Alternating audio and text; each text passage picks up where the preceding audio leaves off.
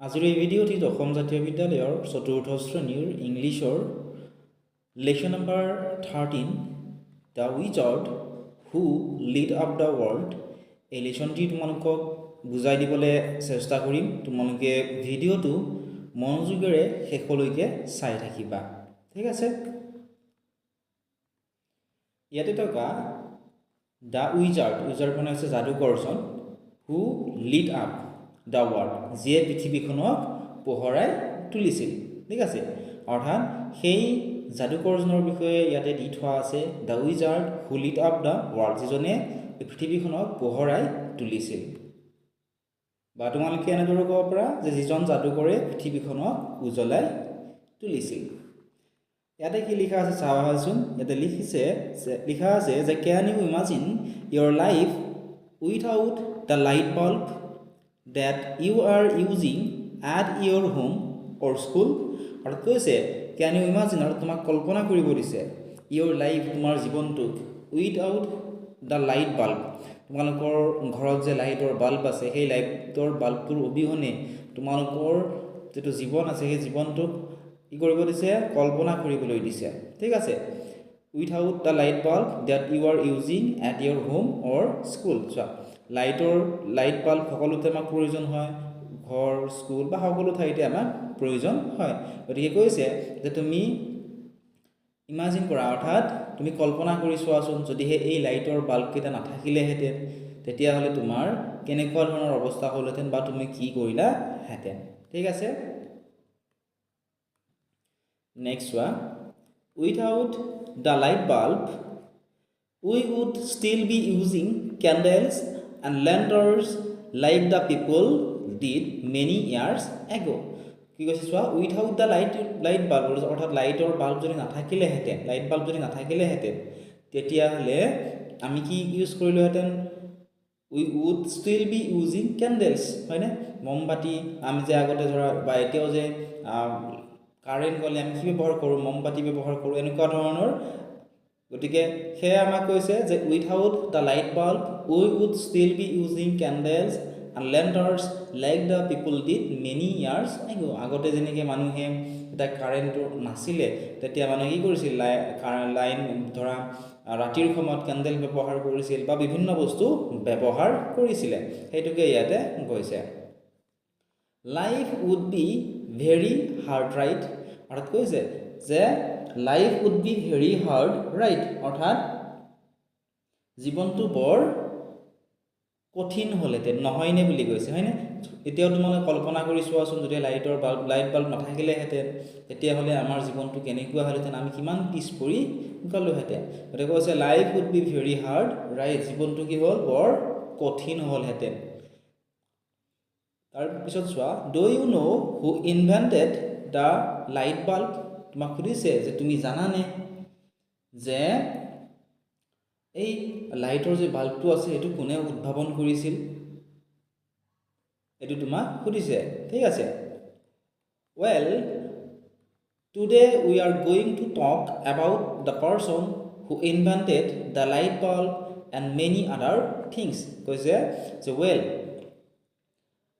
Today we are going to talk, গতিকে আজি আমি কিহৰ বিষয়ে কথা পাতিম, এবাউট দ্য পাৰ্চন, সেই মানুহজনৰ বিষয়ে, হু, যিজনে ইনভেণ্টেড দ্য লাইট বাল্ব, যিজনে সেই লাইট বাল্বটো আৱিষ্কাৰ কৰিছিলে আৰু লগতে আন বহুতো বস্তু আৱিষ্কাৰ কৰিছিল। গতিকে এইখিনিত কৈছে ইয়াৰ পৰা ইয়ালৈকে, ঠিক আছে। ইয়াত কৈছে যে can you imagine your life, অৰ্থাৎ তুমি তোমাৰ জীৱনটো কল্পনা কৰিব পাৰিবানে লাইটৰ বাল্বটোৰ অবিহনে, এনেকৈ কৈছিল, ঠিক আছে। আৰু কৈছিল যে যদিহে লাইট বাল্ব নাথাকিলেহেঁতেন তেতিয়াহ'লে আগৰ দিনৰ যেতিয়া লাইট বাল্ব নাছিলে তেতিয়া মানুহে কি কৰিছিল, কেণ্ডেলছ ব্যৱহাৰ কৰিছিল বা বিভিন্ন বস্তু ব্যৱহাৰ কৰিছিল। গতিকে সেইখিনি আমি ব্যৱহাৰ কৰিব লাগিলহেঁতেন, তেতিয়া আমাৰ জীৱনটো কি হ'ল, বৰ কঠিন হ'লহেঁতেন। নেক্সট তোমালোকক সুধিছে যে তোমালোকে জানানে এই যিটো লাইট বাল্ব আছিল এইটো কোনে ইনভেণ্টেড কৰিছিলে, কোনে আৱিষ্কাৰ কৰিছিলে। যদিহে নাজানা, কৈছে যে today we are going to talk, আজি আমি কিহৰ বিষয়ে কথা পাতিম, সেই মানুহজনৰ বিষয়ে কথা পাতিম যিজনে লাইট বাল্ব আৱিষ্কাৰ কৰাৰ লগতে বহুতো বস্তু আৱিষ্কাৰ কৰিছিলে, ঠিক আছে। মনোযোগেৰে তোমালোকে চাই যোৱা। নেক্সট চোৱা, at a place named Milan in Ohio, USA, there lived a couple named Samuel and Nancy.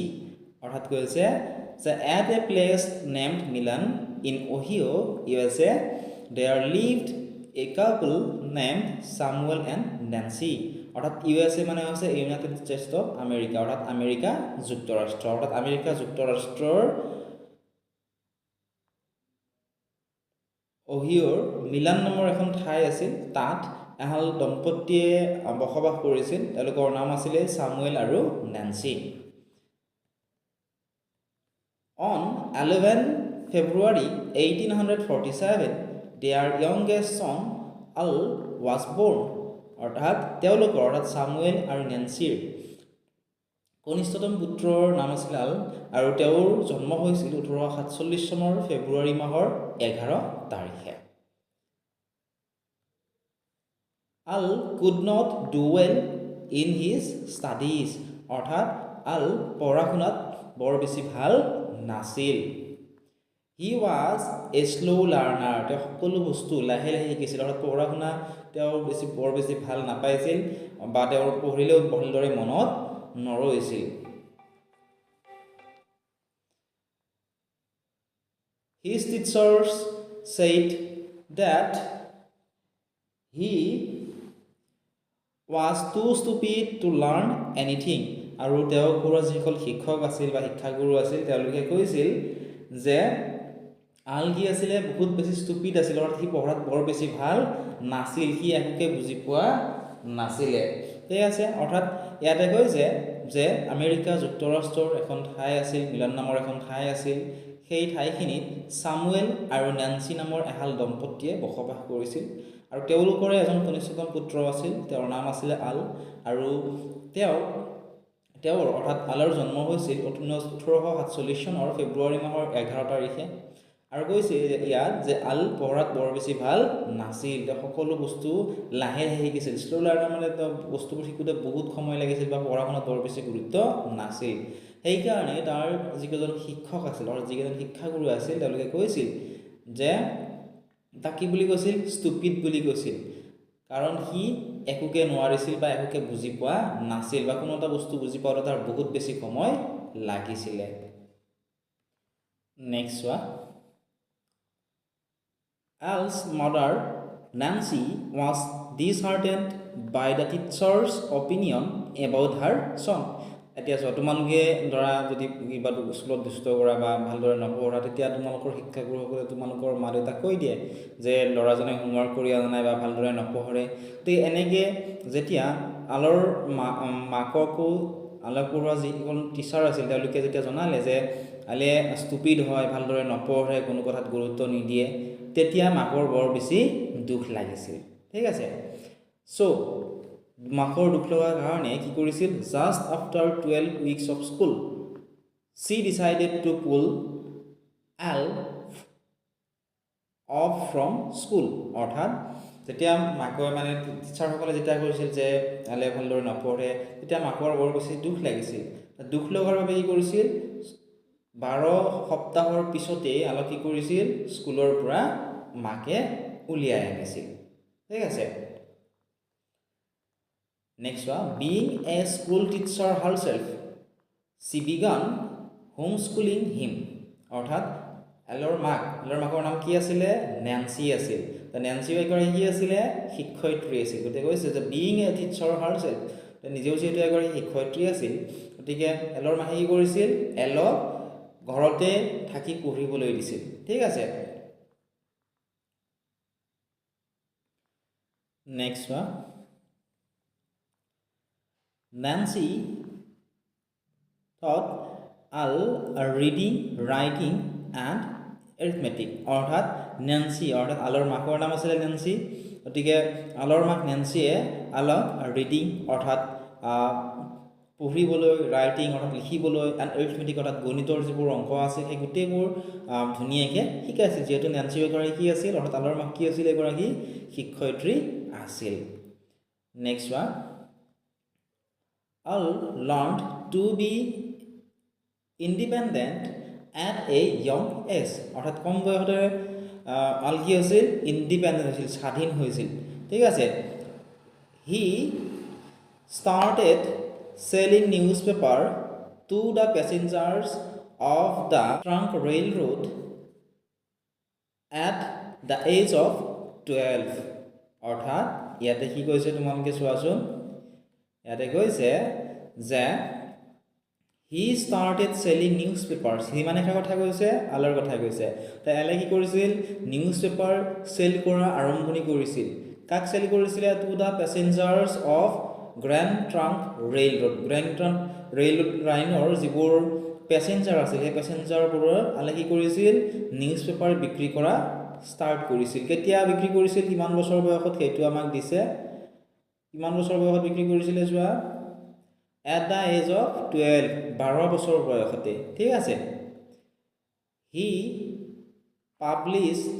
later he published a newspaper named the Grand Trunk Herald আৰু পিছত কি কৰিছিলে হি পাবলিশ মানে কোনে পাবলিশ কৰিছিলে আলে পাবলিশ কৰিছিলে প্ৰকাশ কৰিছিলে কি প্ৰকাশ কৰিছিলে এই নিউজপেপাৰ এখন নিউজপেপাৰ প্ৰকাশ কৰিছিলে সেই নিউজপেপাৰখনৰ নাম কি আছিলে নিউজপেপাৰখনৰ নাম আছিলে গ্ৰ্যান্ড ট্ৰাংক হেৰাল্ড অৰ্থাৎ গ্ৰ্যান্ড ট্ৰাংক হেৰাল্ড নামৰ এখন নিউজপেপাৰো পিছত আলে কি কৰিছিলে পাবলিশ কৰিছিলে প্ৰকাশ কৰিছিলে নেক্সট ওয়া আল did not only sell newspapers on the train আলে কেৱল নিউজপেপাৰে ট্ৰেইনত বিক্ৰী কৰা নাছিল ইয়াৰ ওপৰতে কি কৰিছিল চোৱা he also set up a laboratory in one of the baggage cars of the train তেওঁ কি কৰিছিল এটা ল্যাবৰেটৰীও স্থাপন কৰিছিল there he used to conduct chemical experiments আৰু সেই যিটো ল্যাবৰেটৰী স্থাপন কৰিছিল তাত কি কৰিছিল ৰাসায়নিক পৰীক্ষা নিৰীক্ষা চলাইছিল অৰ্থাৎ কেমিক্যাল এক্সপেৰিমেন্ট বিলাক তেওঁ কৰিছিল one day মানে হৈছে এদিনাখন because of one failed experiment the baggage car caught fire কি এদিনাখন কি হ'ল এনেকে বহুতো পৰীক্ষা নিৰীক্ষা চলাই আছিল এদিনাখন এটা বিফল পৰীক্ষা আৰু পৰীক্ষাটো সফল নহল নোহোৱাৰ ফলত কিবা কাৰণ কি হ'ল তাত জুই লাগি গ'ল ঠিক আছে The conductor became angry and he threw him off the train. তাৰপিছত এই ট্ৰেইনৰ যিজন কণ্ডাক্টৰ থাকে সেই কণ্ডাক্টৰজনৰ কি হৈছিল বহুত বেছি খং উঠিছিল কিহৰ কাৰণে খং উঠিছিল কাৰণ তাত জুই লাগিছিল এই জুই লগাৰ কাৰণে খং উঠিছিল আৰু খং উঠাৰ বাবে কি কৰিছিল কণ্ডাক্টৰজনে আলক ৰেলৰ পৰা পেলাই দিছিল threw him off the train. This affected his already weak hearing ability আৰু ট্ৰেইনৰ পৰা পেলাই দিয়াৰ ফলত আলৰ কি হৈছিল আগৰ পৰাই শ্ৰৱণ ক্ষমতাটো বৰ দুৰ্বল আছিল মানে কাণেৰে শুনা এনেকুৱা ধৰণৰ প্ৰবলেম আছিল তাৰ গতিকে তাৰ যেতিয়া ৰেলৰ পৰা পেলাই দিলে কণ্ডাক্টৰজনে তাৰ পিছত আৰু বেছি বাঢ়ি গৈছিল গতিকে এইখিনিত কি ক'লে চোৱা এটা কি কৈছে যে 12 বছৰ বয়সতে কি কৰিছিল এলে নিউজপেপাৰ বিক্ৰী কৰা ষ্টাৰ্ট কৰিছিল আৰু তাৰ পিছত এলে এখন কি কৰিছিল নিউজপেপাৰ পাবলিশ কৰিছিল সেইখনৰ নাম আছিল গ্ৰ্যান্ড ট্ৰাংক হেৰাল্ড আৰু এলে কেৱল যে নিউজপেপাৰ সেল কৰিছিল তেনেকুৱা নহয় এলে এটা ল্যাবৰেটৰীও স্থাপন কৰিছিল য'ত কি কৰিছিল এলে কেমিক্যাল এক্সপেৰিমেন্টছ বিলাক কৰিছিল অৰ্থাৎ পৰীক্ষা নিৰীক্ষাবোৰ কৰিছিল আৰু এনেদৰে পৰীক্ষা নিৰীক্ষাবোৰ কৰি থকাৰ ফলত এদিনাখন কি হ'ল এটা বিফল পৰীক্ষাৰ বাবে তাত জুই লাগি গ'ল আৰু জুই লাগাৰ বাবে তাত যিজন কণ্ডাক্টৰ আছিল সেই কণ্ডাক্টৰজনৰ কি হৈছিল বহুত বেছি খং উঠিছিল আৰু খং উঠাৰ বাবে আলক কি কৰিছিল সেই ৰেলৰ পৰা পেলাই দিছিল আৰু পেলাই দিয়াৰ ফলত আনৰ কি হৈছিল আগৰ পৰাই শ্ৰৱণ ক্ষমতাটো দুৰ্বল আছিল শুনা পোৱা কমকৈ পাইছিল বা শ্ৰৱণ ক্ষমতাটো দুৰ্বল আছিল আৰু পেলাই দিয়াৰ ফলত আৰু বেছি বাঢ়ি গৈছিল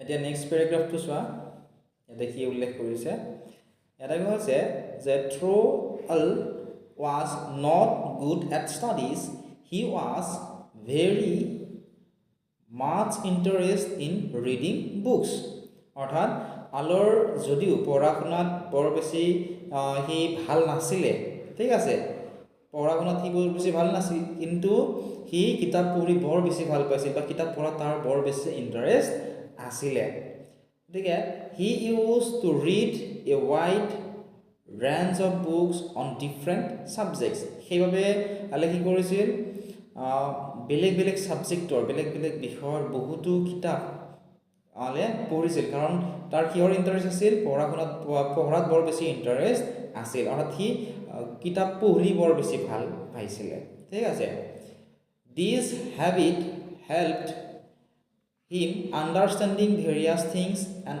also made him curious to know more এই যেটো পঢ়াৰ প্ৰতি তাৰ যেটো ইন্টাৰেষ্ট আছিল অৰ্থাৎ কিতাপ পঢ়ি সি বৰ বেছি ভাল পাইছিল আন বস্তু সি পঢ়ি বৰ বেছি ভাল নাপাইছিলে গতিকে তাৰ এই যেটো হেবিট আছিল এই হেবিটটো কি কৰিছিল তাক বহুতো নজনা বস্তু সি তাৰ ইয়াৰ ফলত জানিছিল আৰু বহুতো নজনা বস্তুৰ বিষয়ে জানিবলৈ সি ইচ্ছুক হৈছিলে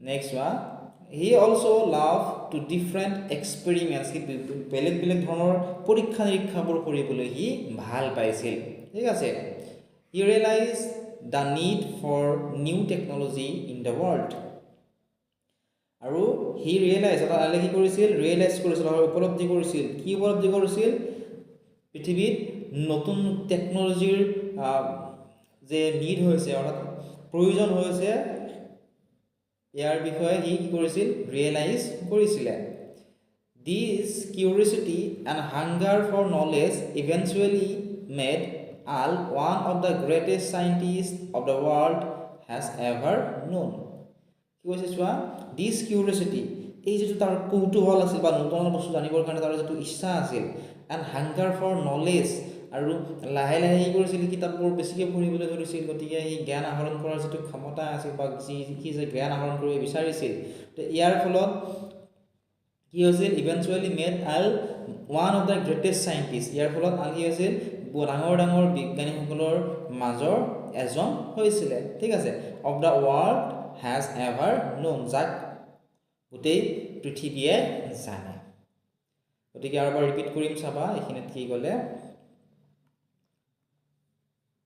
True, Al was not good at studies. অর্থাৎ আল যেহেতু পঢ়াত বৰ বেছি ভাল নাছিলে সি মানে পঢ়ি বেছি ভাল নাছিল বা স্কুলতো তেনেকৈ সি নগ'ল গতিকে কিন্তু সি কিতাপ পঢ়ি বৰ ভাল পাইছিল অৰ্থাৎ আন যিবোৰ ছাবজেক্ট আছে মেথছ হওক বা এনেকৈ বিভিন্ন মানে স্কুলত গৈ পঢ়ি সি এনেকুৱা ধৰণৰ ভাল নাপাইছিল কিন্তু সি কিতাপবিলাক পঢ়ি সি ভাল পাইছিল ঠিক আছে গতিকে সি কৰিছিল বিভিন্ন ছাবজেক্টৰ বিভিন্ন বিষয়ৰ বিভিন্ন বহুতো কিতাপ সি পঢ়িছিলে গতিকে এই যেটো কিতাপ পঢ়াৰ যেটো হেবিট হৈ গৈছিল যাৰ ইয়াৰ ফলত কি হৈছিল সি বহুতো নজনা বস্তু জানিছিল আৰু বহুতো নজনা বস্তু জানিবলৈ তাৰ ইচ্ছা গৈছিল আৰু সি কি কৰিছিল বিভিন্ন ধৰণৰ এক্সপেৰিমেন্ট অৰ্থাৎ পৰীক্ষা নিৰীক্ষাবোৰ কৰি সি বৰ ভাল পাইছিল আৰু সি বুজি উঠিছিল যে পৃথিৱীখনক এটা নতুন টেকনলজিৰ প্ৰয়োজন হৈছে ঠিক আছে নতুন নতুন টেকনলজিৰ প্ৰয়োজন হৈছে গতিকে এই যেটো তাৰ কিতাপ পঢ়াৰ যেটো পঢ়াৰ প্ৰতি যেটো ইন্টাৰেষ্ট বা নজনা কথা জনাৰ প্ৰতি যেটো ইন্টাৰেষ্ট ইয়াৰ পৰাই কি হৈছিল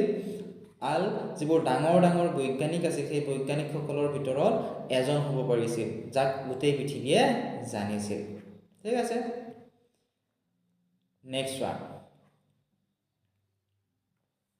Al whom the world known as Thomas Alva Edison built his most famous laboratory in Menlo Park, New Jersey, USA in 1876 আল এই যে আমি আলৰ বিষয়ে পঢ়ি আছো যেনে মানে তাৰ আৰম্ভণিতে যেটো পঢ়াৰ প্ৰতি বৰ বেছি ইন্টাৰেষ্ট নাছিলে গতিকে যাক আমি কি বুলি জানো থমাস আলভা এডিসন বুলি আমি জানো নিশ্চয় তোমালোকে সকলোৱে নামটো শুনিছা ঠিক আছে সেইজনে হৈছে এই থমাস আলভা এডিসন যিজনৰ বিষয়ে আমি এইখিনি পঢ়িলো built his most famous laboratory তাৰ কি কৰিছিল তেৱে কি কৰিছিল এটা ফেমাস বিখ্যাত ল্যাবৰেটৰি আছে ক'ত আছে মেনলো পাৰ্ক ঠিক আছে New Jersey USA United State of America আৰু কেতিয়া তেওঁ হেইটো ল্যাবৰেটৰি বিল্ড কৰিছিলে 1876 1876 চনত ঠিক আছে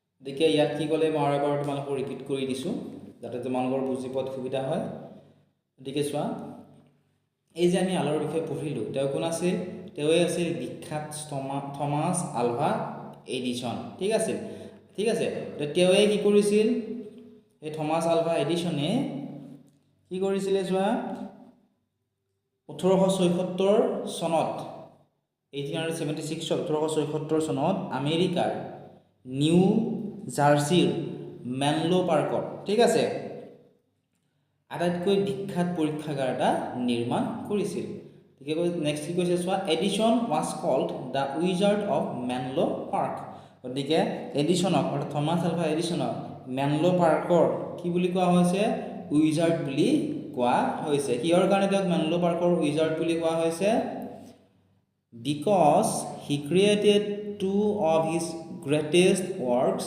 there কাৰণ কি কৰিছিল তেওঁ ক্ৰিয়েট কৰিছিলে two of his greatest works there তেওঁ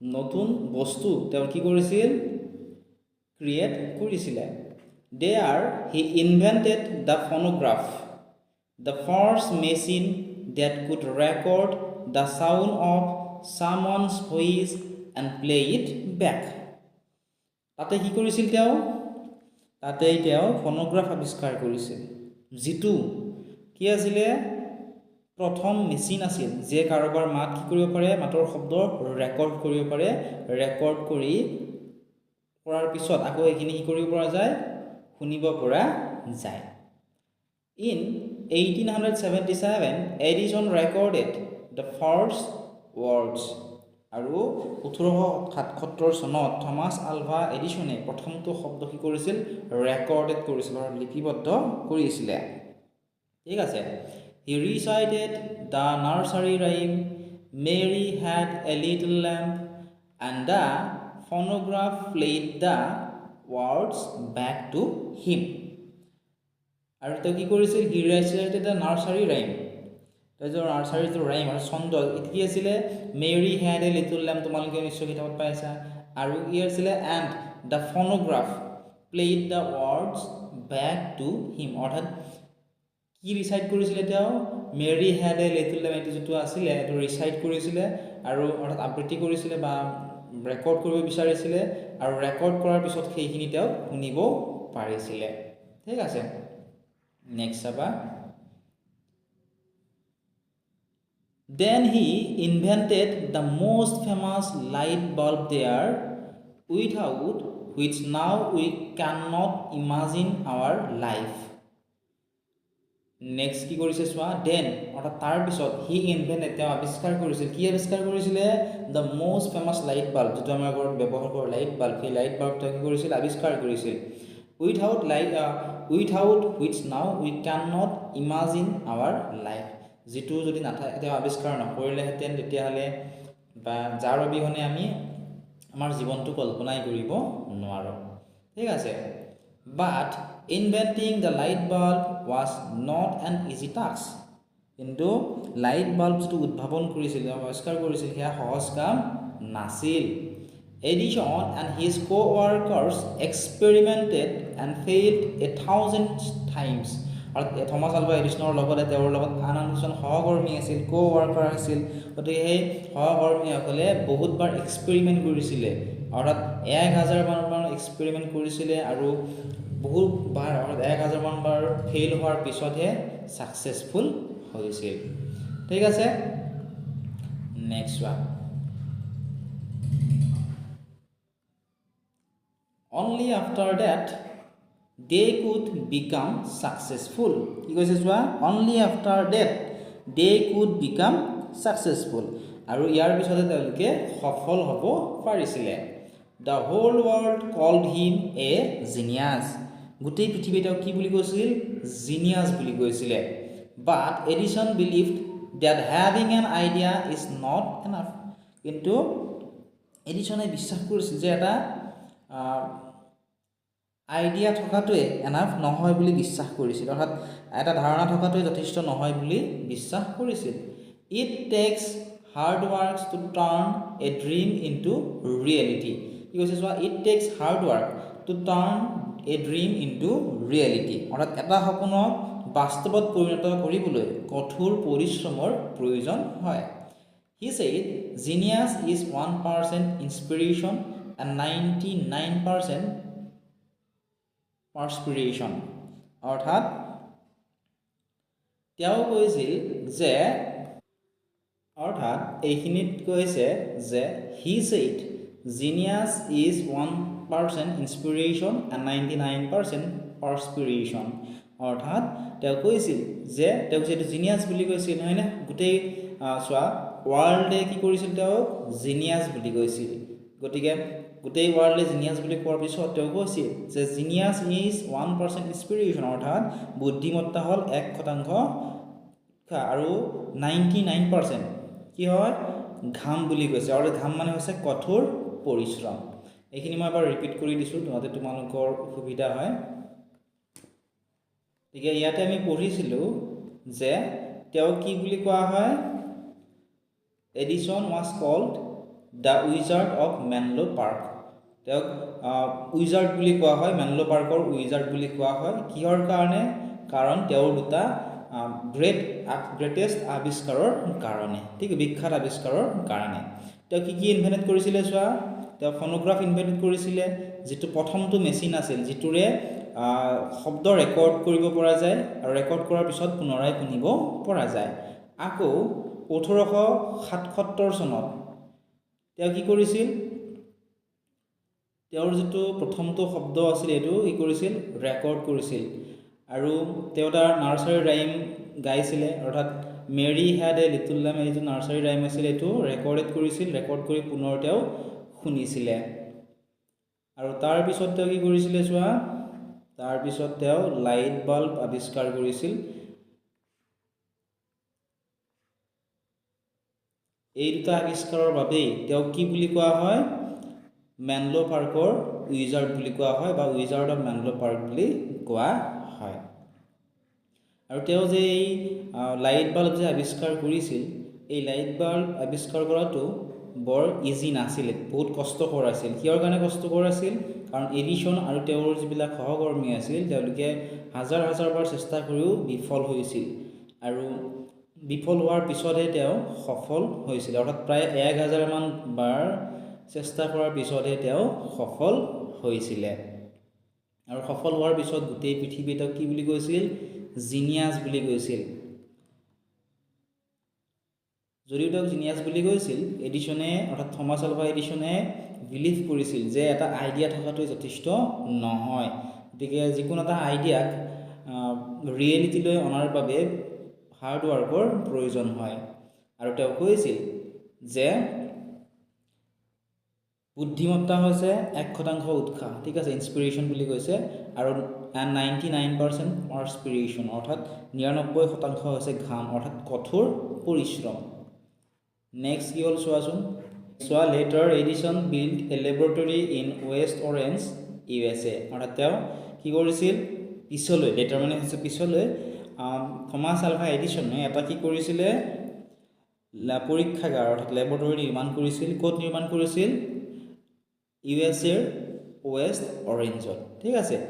it was one of the largest laboratories in the world and as famous as Edison himself। আৰু এই যিটো লেবৰেটৰী আছিল পৰীক্ষাগাৰ আছিল, ই আছিল বিশ্বৰ অন্যতম বৃহৎ পৰীক্ষাগাৰ, ঠিক আছে। থমাছ আলভা এডিছন যেনেদৰে বিখ্যাত, ঠিক তেনেকুৱা ধৰণে এইটো কি হয় বহুত বেছি বিখ্যাত। At night the laboratory buildings would glow with electric lights while the wizard with his co-workers turned his dream into inventions। কি কৰিছিল চোৱা, তাত ৰাতি পৰীক্ষাগাৰৰ যিবোৰ অট্টালিকাবোৰ যে আছিল, ঠিক আছে, অৰ্থাৎ এই USA ৱেষ্ট অৰেঞ্জৰ যিটো লেবৰেটৰী নিৰ্মাণ কৰিছিল তাত যিবোৰ বিল্ডিং আছিল সেই বিল্ডিংটো কি কৰিছিল would glow with electric light. তাত কি হৈছিল বৈদ্যুতিক লাইটেৰে জিলিকি উঠিছিল। while the wizard with his co-workers turned his dreams into inventions। আৰু তাত উইজাৰ্ড মানে কোৱাৰ কথা কৈছে থমাছ আলভা এডিছনৰ কথা কৈছে, যিয়ে তেওঁৰ সহকৰ্মীসকলৰ সৈতে মিলি নিজৰ সপোনবোৰক উদ্ভাৱনলৈ ৰূপান্তৰিত কৰিছিল। Thomas Alva Edison has 1093 patents in his name. অৰ্থাৎ থমাছ আলভা এডিছনৰ নামত 1093টা পেটেণ্ট আছে, ঠিক আছে। পেটেণ্ট মানে কি চোৱা, official rights to be the only person to make or sell a product or an invention. কি কৈছে চোৱা, পেটেণ্ট মানে হৈছে কোনো সামগ্ৰী বা উদ্ভাৱন নিৰ্মাণ বা বিক্ৰী কৰা একমাত্ৰ ব্যক্তি হোৱাৰ চৰকাৰী অধিকাৰ, অৰ্থাৎ এইটো বেলেগে আৰু বিক্ৰী কৰিব নোৱাৰে। তেওঁৰ নামৰ যেতিয়া পেটেণ্টটো থাকি যায়, তেনেকুৱা ধৰণৰ বস্তু বেলেগে আৰু বিক্ৰী কৰিব নোৱাৰে যেতিয়া পেটেণ্ট থাকে। ঠিক আছে, নেক্সট চাবা, apart from the phonograph and the light bulb Edison invented several other things. অৰ্থাৎ থমাছ আলভা এডিশ্যনে কেৱল যে ফোনোগ্ৰাফ আৰু লাইট বাল্বে আৱিষ্কাৰ কৰিছে তেনেকুৱা নহয়, ইয়াৰ উপৰিও বা ইয়াৰ বাহিৰেও তেওঁ বহুকেইটা বস্তু উদ্ভাৱন কৰিছিল। He worked on X rays, storage batteries and first talking doll. তেওঁ কি কৰিছিল, এক্স-ৰে বা ষ্ট'ৰেজ বেটাৰী আৰু প্ৰথম কথা কোৱাৰ পুতলাৰ নিৰ্মাণৰ কাম কৰিছিল। অৰ্থাৎ তেতিয়া যেনেকৈ পুতলাবোৰে কথা ক'ব পাৰে, তেনেকুৱা ধৰণৰ বস্তুবিলাক তেওঁ তেতিয়াই কৰিছিলে। At West Orange he also' work on one of his greatest ideas, movies. ৱেষ্ট অৰেঞ্জত তেওঁ কি কৰিছিল, চিনেমাৰ ওপৰতো কাম কৰিছিল, আৰু তেওঁৰ যিটো গ্ৰেটেষ্ট আইডিয়া আছিল চিনেমা, ঠিক আছে, ইয়াৰ ওপৰতো তেওঁ কাম কৰিছিল। With his inventions Thomas Alva Edison change the way of living our lifes. Thomas Alva এডিশ্যনে তেওঁ যি উদ্ভাৱন কৰিলে, তেওঁৰ উদ্ভাৱনেৰে আমাৰ জীৱন যাপনৰ ধৰণো সলনি হৈ গৈছে। তেওঁ যদি লাইট বাল্ব আৱিষ্কাৰ নকৰিলেহেঁতেন আমাৰ কেনেকুৱা এটা অৱস্থা হ'লহেঁতেন বৰ্তমান সময়ত, তোমালোকে এবাৰ ভাবাচোন। এইটোকে ইয়াতে বুজাইছে। We are still getting the benefits from his inventions. অৰ্থাৎ তেওঁ যি উদ্ভাৱন কৰিছিল বা ইনভেনশ্যন কৰিছিল, ইয়াৰ পৰা আমি এতিয়াও লাভ পাই আছোঁ বা বেনিফিট পাই আছোঁ। The science wizard died on October 18, 1931 at the age of 84। আৰু 1931 চনৰ 18 অক্টোবৰত তেওঁৰ যেতিয়া 84 বছৰ বয়স আছিল, সেই 84 বছৰ বয়সতে এই চায়েন্স উইজাৰ্ড মানে বিজ্ঞানৰ যাদুঘৰ, এই বিজ্ঞানৰ যাদুঘৰজনৰ মৃত্যু হৈছিলে। অৰ্থাৎ এইখিনিত কৈছে যে থমাছ আলভা এডিশ্যনে কেৱল যে ফোনোগ্ৰাফ আৰু লাইট বাল্ব আৱিষ্কাৰ কৰিছিল তেনেকুৱা নহয়, ইয়াৰ উপৰিও তেওঁ বহুতো বস্তু আৱিষ্কাৰ কৰিছিল। তেওঁ এক্স-ৰে, ষ্ট'ৰেজ বেটাৰী, লগতে কথা কোৱা পুতলা আদিৰ ওপৰতো তেওঁ বহুতো কাম কৰিছিল বা বহুতো উদ্ভাৱন কৰিছিল। ঠিক আছে, তেওঁ মুভিজৰ ৰিলেটেডো বহুতো তেওঁ কাম কৰিছিল, আৰু তেওঁৰ যি ইনভেনশ্যনবোৰ আছিল ইয়াৰ পৰা আমাৰ এতিয়াও কি হৈছে, বহুত আমি উপকৃত হৈছোঁ বা আমাৰ জীৱন ধাৰণো সলনি হৈছে। আৰু তেওঁৰ মৃত্যু কেতিয়া হৈছিল, তেওঁৰ মৃত্যু হৈছিল 1931 চনৰ অক্টোবৰ মাহৰ 18 তাৰিখে, যেতিয়া তেওঁৰ 84 বছৰ বয়স আছিল। ইয়াৰ পিছৰ ভিডিঅ'ত মই তোমালোকৰ আনচাৰখিনি কৰি দিবলৈ চেষ্টা কৰিম। যদি এই ভিডিঅ'টো চাই ভাল পাইছা, তোমাৰ বন্ধু বান্ধৱীসকলৰ লগতো শ্বেয়াৰ কৰি দিবলৈ নাপাহৰিবা।